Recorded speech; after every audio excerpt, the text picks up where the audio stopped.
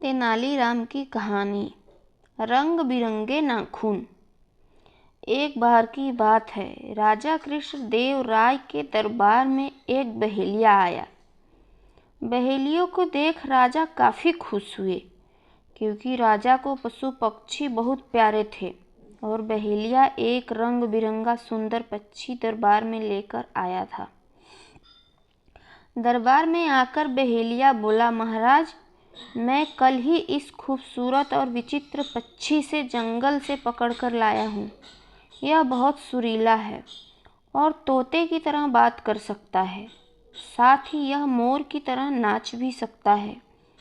आपको पशु पक्षी बहुत पसंद है, इसलिए मैं इस पक्षी को आपके पास बेचने के लिए लाया हूँ।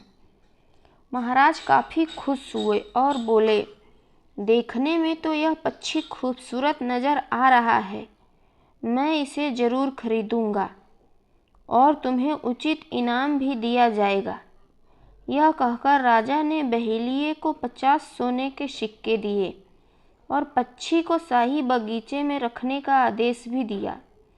यह देख तेनालीराम से रहा नहीं गया और उसने उठकर कहा, महाराज, मुझे नहीं लगता कि यह पक्षी मोर की तरह नाच सकता है। मुझे तो यह भी लगता है कि यह पक्षी कई सालों से नहाया तक नहीं है।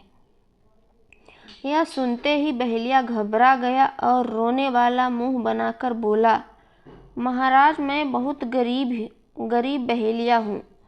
पक्षियों को पकड़कर और उसे बेचकर ही मेरा घर चलता है। जितना मैं पशु पक्षियों को जानता हूँ, उसे प्रमाण की ज़रूरत नहीं है और न ही शक किया जाना चाहिए। बेशक मैं गरीब हूँ, लेकिन इसका मतलब यह नहीं कि तेनालीराम जी मुझे गरीब कहेंगे। यह बात सुनकर महाराज भी तेनालीराम पर नाराज हुए। उन्होंने तेनाली से कहा, क्या तुम अपनी इस बात को साबित कर सकते हो? इतने में तेनालीराम ने कहा, हाँ महाराज, मैं साबित कर सकता हूँ। ऐसा कहते हुए तेनाली एक जग में पानी भर कर ले आए और पिंजरे में बंद पक्षी पर डाल दिया। ऐसा करते ही दरबार में बैठा हर कोई आश्चर्यचकित होकर पक्षी की तरह देखने लगा। राजा भी पक्षी को देखकर चौंक हो गए।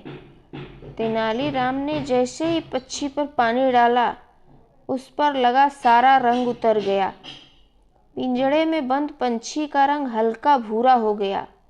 राजा चौंक कर तेनाली की तरफ देखने लगे। तेनाली ने झट से राजा से कहा कि महाराज, यह एक जंगली कबूतर है, न कि कोई विचित्र पंछी।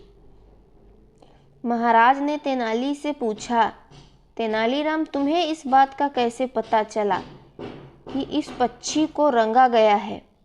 तेनाली ने जवाब दिया कि महाराज, बहेलिये की नाखूनों पर गौर करें। बहेलिये के रंगीन नाखून और पक्षी का रंग एक जैसा ही है। इस बात से यह पता चल जाता है कि बहेलिया ने पक्षी को रंगा था। यह सब देखकर बहेलिया वहां से भागने ही वाला था कि सैनिकों ने उसे पकड़ लिया। राजा ने उसे जेल में बंदी बनाने का आदेश दिया और उसके सोने के सिक्के तेनालीराम को दे दिए। कहानी से सीख, झूठ को चाहे जितना भी छिपाने की कोशिश करें, जाए वो सामने आ ही जाता है।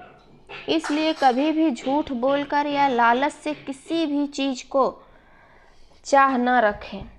कहानी अच्छी लगे तो कमेंट में बताएं, सब्सक्राइब करें, लाइक करें, शेयर करें। हर हर महादेव।